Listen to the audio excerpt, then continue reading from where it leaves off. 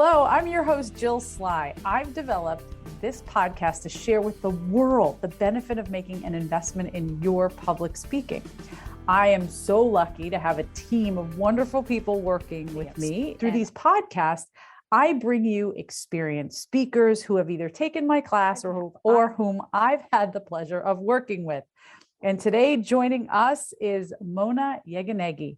And Christina's going to introduce our wonderful guest today. You got it, Jill.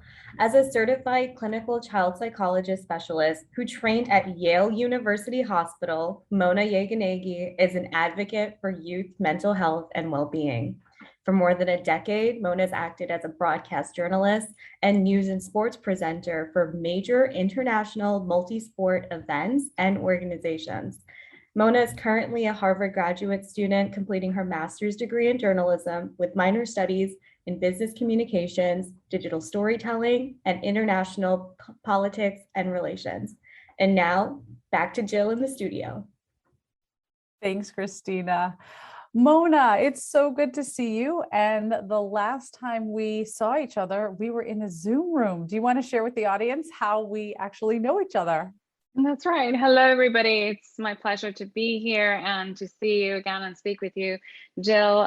It's so wonderful to get a chance to speak about my experience, getting to know you better, and it was through your class. And I have to be honest, when I started taking your class, which was public speaking, the first one, I really didn't know what I was getting myself into, even though with having the experience being a presenter and being on air, I was about to drop it. I'm going to be honest. I think it's the first time I've actually revealed this, but I was going to drop your class. But I held on with a feeling of uncertainty and see what it's going to bring for me. And to be honest, I fell in love with it. As the weeks went by, I realized that what you were really trying to bring home was the message that how we were replicating everything that might actually happen in life. And we never know when we're called upon to do a presentation or to make a speech or cover a news story.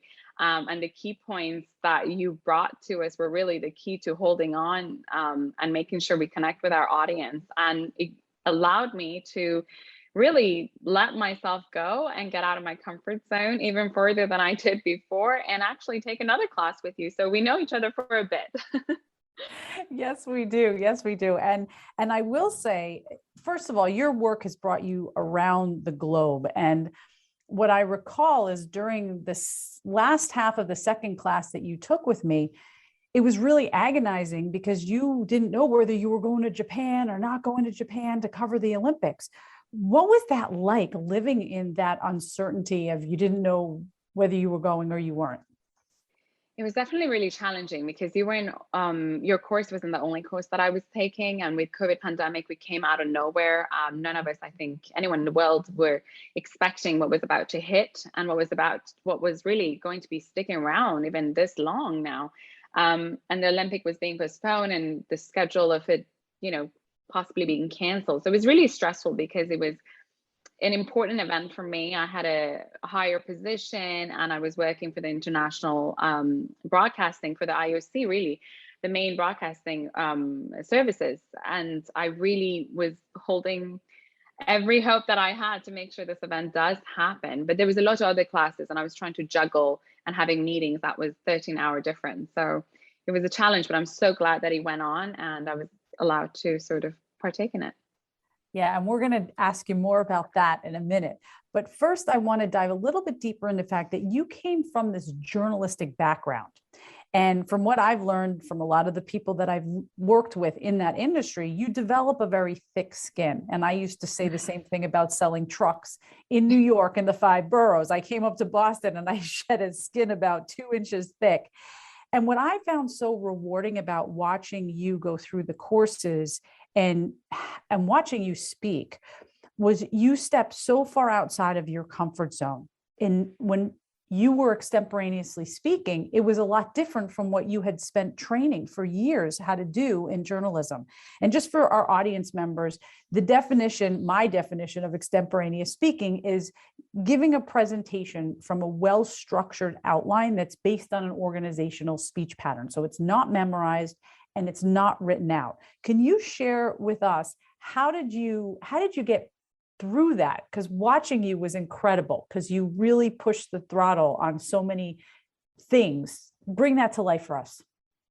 Yeah, I mean, in some way, through your class, there's sort of all these microscopes on every word that we were saying, and you were listening extra closely to everything that was said. And in journalism, every word that we speak does have that power, and can impact many lives in some way or form. But through journalism, I mean, when you're an anchor or you're a presenter, at many times you're given a script, or you have a teleprompter. But even with those, sometimes the teleprompters don't work as you hope. But when you work in the field, news stories, you can't expect what's going to be happening, or where random people might be coming and saying certain words, or politicians making remarks, or things being unfolding around the world, as a matter of fact, and wars would be starting and ending right and left. So having the chance to kind of work on having that outline going into any setting, I think it's really important. Even coming to this conversation with you, just prior to it, I mean, I had a really busy day, but I wrote a few things that I wanted to kind of hit. And will I hit it or not? That's not too much of my concern, because I feel like I've organized it. And I think part of what you taught us is to have that framework, have an organization set in your mind, and kind of go with your heart and what you think will connect with your audience. And one thing that I really learned in your class, or kind of recognized more at the end, wasn't because the audience doesn't really know what you're saying or was originally in your plan or not. They don't know what you forgot to say even. But they look at you at times. Sometimes they listen to you, but they can get a good sense of if your words are coming from the heart or not. And that message goes across and connects and resonates with people, and it sticks. And I want my work to be memorable more than anything else. Of course, factual, but memorable. Well, your speeches were memorable. I see hundreds and hundreds and hundreds of speeches a semester, and I could specifically tell you what one of yours was about. I do want to rewind a little bit, and let's talk more about this experience in Japan, and tell us about your position with the Olympics and what you did, and share with us all the good stuff. Yeah, I would love to. It was an absolutely memorable experience, which included challenges. I have to make sure I add that into it. I have been to 8 Olympics and Paralympics thus far, and none of them were anything alike. And aside with the Olympics, I've worked at World Cups and different tennis opens, and so more than 25 plus events, international events, and all very on big stages. I knew that this would be really different than the other Olympics. I've never had been to Japan. I was really excited. I had all these hopes. And I think most of us who were signed up to go or asked to go, we had all these ideas that what we were going to do in the country and how the games were going to be unfolding. I honestly had a lot of expectations going into it initially, but when COVID pandemic happened, my expectations sort of fell, because I wasn't expecting too much from a country that was also suffering from the pandemic. But at the end of it, I think Japan did an amazing job in hosting the games. And I think one of the sad points of the whole event was that the world couldn't come. The rest of the people couldn't come and actually enjoy, because Japan is an absolutely beautiful country. The culture is extremely rich. The people are absolutely lovely and respectful, and just they have great sushi, of course. I know many people will love to have more of that. But to all honesty, jokes aside, it's one of those places that, like many other countries in the world, it's a must go. And during the Olympics, the borders are absolutely they disappear, and you look at each other and you can start a conversation in the street just because you have an accreditation around your neck, or you are an audience member, or you work for the games. But yeah, it was really great, and I was really honored that I had a chance to go to an event that most people didn't go. And my role was, I was one of the deputy broadcast venue managers for the International Olympic Committee broadcasting. So basically, they're the host broadcasting. Every footage that you see on air and other guest broadcasters or rights holder like NBC coming from United States. They always have a huge crew that they come, and I worked with the NBC colleagues who were fantastic. So every footage really goes through the Olympic broadcasting, and I had to make sure that from the journalistic aspect of it, everything was set. From the logistics side, we deal with the security, with the ceremonies team, with athletes, with the little details that I could go on and on and on. And at the end, you might be like, so what do you do exactly? So there's a lot that goes into it. But it was a role that, especially for the Olympic Games, I had to get up at 2 a.m. To be at the venue and having the event would start at 7, and we would go as late as maybe 10 p.m. So that would give me a little time to sleep. And it had its challenges because, again, you're in a country that you might not be familiar with the language or the culture, which I absolutely love that part of it. But you also meet so many different people from around the world, again, which I really do love. But you have to be really good at balancing and kind of reading how to respond to everyone appropriately according to the ways they are used to. If someone's coming from North America or someone coming from Europe or someone has been there in Asia, they do things quite differently, even though you see each other and you work at many events. And I think there were many challenges that I had to go, very difficult moments during the Olympics and Paralympics, where I had to remind myself of my own values. Regardless of how high my position might be, I always try to make sure that people remember me as someone that did their job well, obviously, but also was kind and respectful. Those were the things that I was really dear to my heart. And it bothered me when I was exposed to individuals that might not have shared that value, and we would have a little bit of a clash. And I would incorporate everyone as part of my team, regardless of who they were.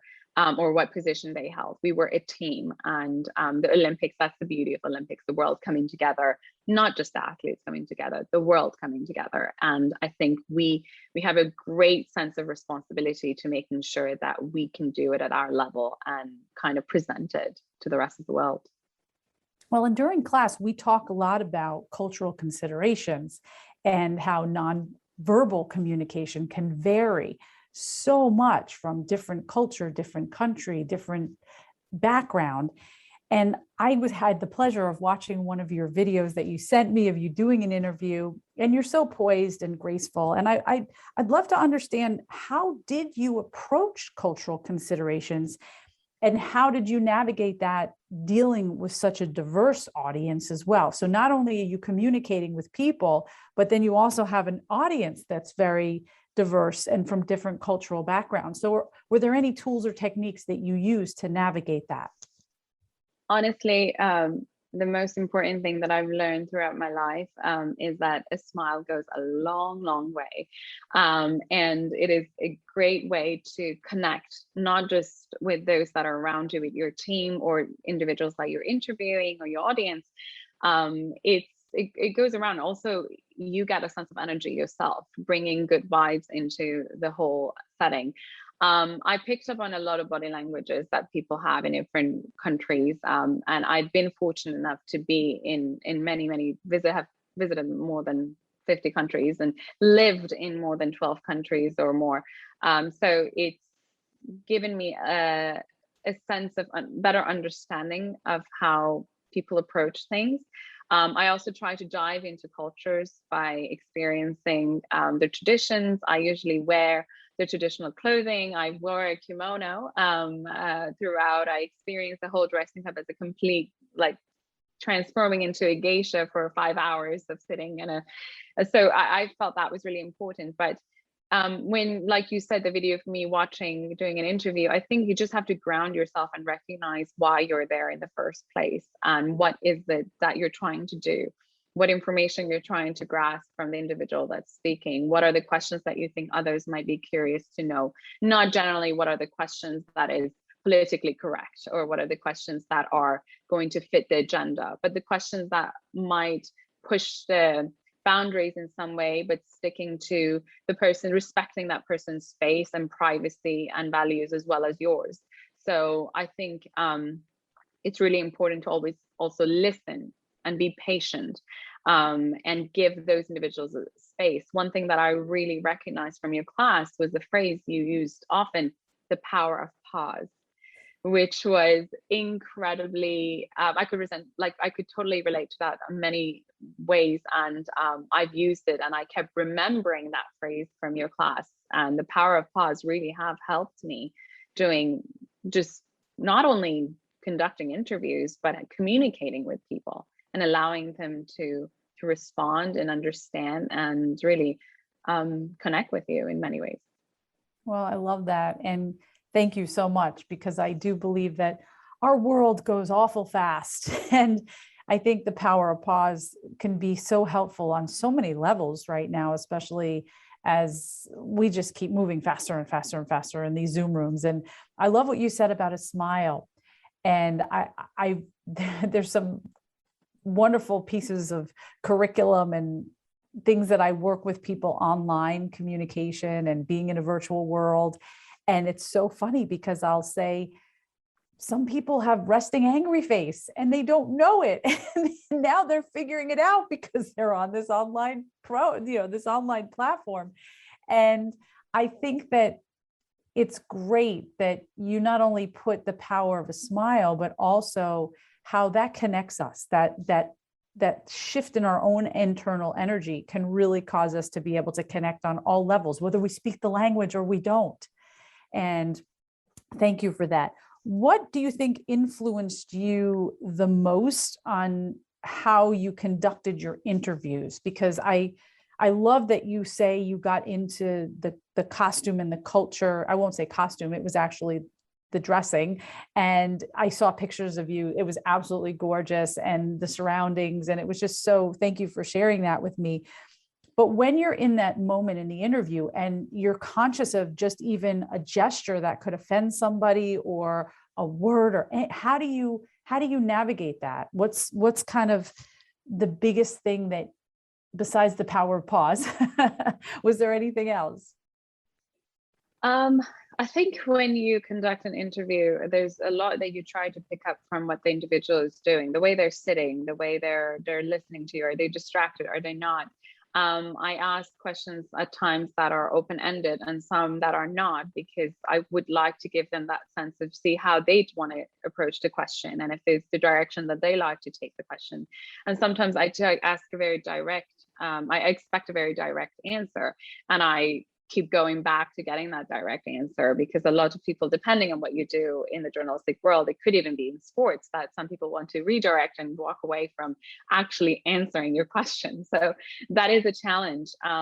But I think it's really tricky, and I'm not nearly perfect. I'm trying to and working hard and gaining more skills doing this. And I try to be, sometimes get to their level. If let's say I'm speaking to a child, I make sure that I ground myself and go to their level and have, give them the sense of autonomy, maybe hold a microphone, maybe kind of have them ask me a question. I try to have certain icebreakers, make a comment, make a joke, talk about, just what we are doing there and how amazing the experience is. So in Japan, for instance, a lot of us, I make conversations around obviously food and weather and simple things, but also deeper stuff in like, how are you communicating with your family? Are they responding? Because a lot of family members couldn't really be there for the athletes. They couldn't really come across.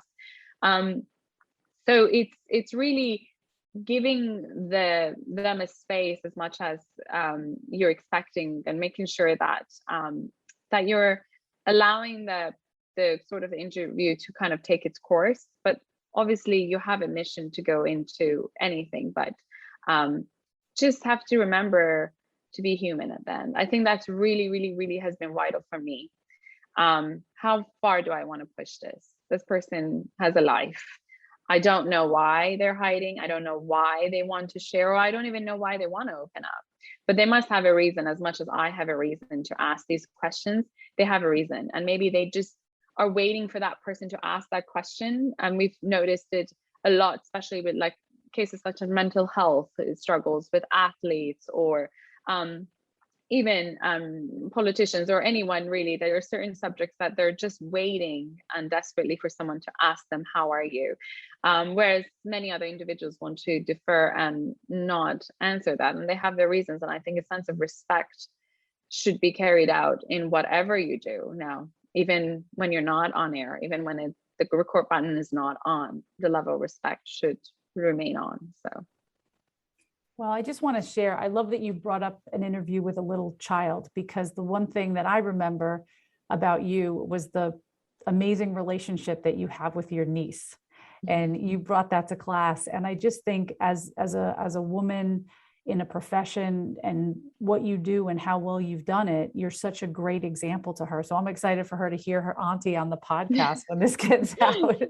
And I think what you bring is authenticity, professionalism. You marry the two, and then you stay true to your morals, your ethics, ethical values, but you also elicit dialogues, and that can't be easy, especially being around so many different people and so many different cultures. But I was always fascinated by the fact that you had lived in so many places, and you had already adapted to so many different cultures and ways of living. And I just applaud you for that.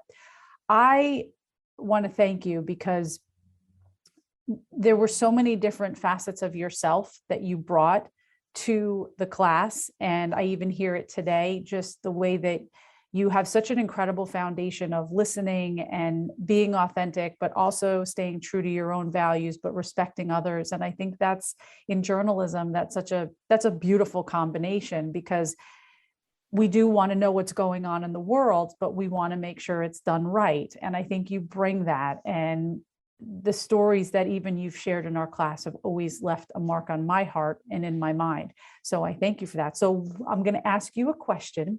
If you had the opportunity to come back and guest teach in my class, what's one thing that you would like to share and teach a session on? I don't know if anyone can really top what you do. So it's really tricky. It's a lot of pressure.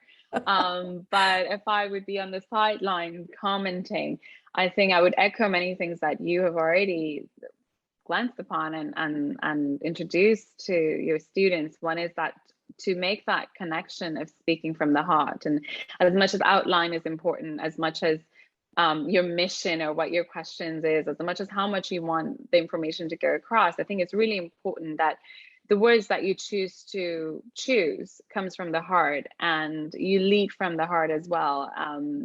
You take your mind with you, don't forget that. Don't say things you might regret, but and some days are easier to connect with the soul, and sometimes it's not. It's all about, I think, in some ways, connecting and removing that sort of veil, and connecting between the outside world and your inner soul. So I would talk more about that, and sort of share with the class or the audience how it's important to ground yourself and be humble. And I can't stress enough how many people I have noticed in my lifetime and my work who have lost themselves on stage, who have lost themselves in front of the cameras, who have been so preoccupied with the attention that the words that they were kind of mentioning out loud was making, without really connecting to the words anymore. Now I'm really lucky, because I do come from a very solid, loving family, and my mom and dad and sister and brother always kind of echoed that, and they're obviously older than me. I'm the youngest, so I've watched them. But I think in my career, I keep reminding myself, doesn't matter what happens, that I, like you said, stay true to myself and speak from the heart, and try to bring stories that can make an impact, and that can be meaningful, not just for the world, for other people, but for the individual itself that I'm talking about. And I don't see stories as just topics or things that I can get more recognition about, but that it's important and must be heard. Far too many things in life are ordinary. And I think, don't let your words be ordinary. Don't let your your, I guess, in some ways, your mission, your outlook in life to be ordinary. And I think a lot of people in my life have been confused by the number of things I've done. And they sometimes ask me, well, why did you leave medical life and come to journalism? And why do you do sports? And I said, to be perfectly honest, I've married all of them together. And for me, one is related to the other. And I think I can make a bigger impact, not just for my community, but for around the world in some way, maybe just one person, but still, I always go by the quote that I'm just one person. I can't do everything, but I'm still one person. I can do something. So that's something, make sure it's memorable and make sure it's from the heart. Well, thank you so much. And there's not much that I can add to that, because I want to just let that resonate with our audience. But what I do want to say is I'm going to prescribe you a power of pause so you can catch up on some of that sleep that I know you're still not getting. Yeah. So I hope that you get to take some time and relax, but you have an incredible platform, and your experience, your message, and what you're going to do, I know, is change the world. And you know that that's my motto, is I want to change the world one presentation at a time, or one interview at a time, however you choose to go do that in your public speaking. So I'm thrilled, and I really appreciate you being here with us today and sharing such an incredible platform. I wish you all the best. I'm also going to expect that you stay in touch so I can hear about your next journey. Absolutely. Thank you so much for the opportunity to be able to connect this way and speak more about my experience that I had in your class, and also in this crazy world that we live in, and a beautiful world that we live in. So thank you so much. And for sure, without a doubt, I'll be in touch as always. Well, my pleasure. Thank you. And until next time, have a great day.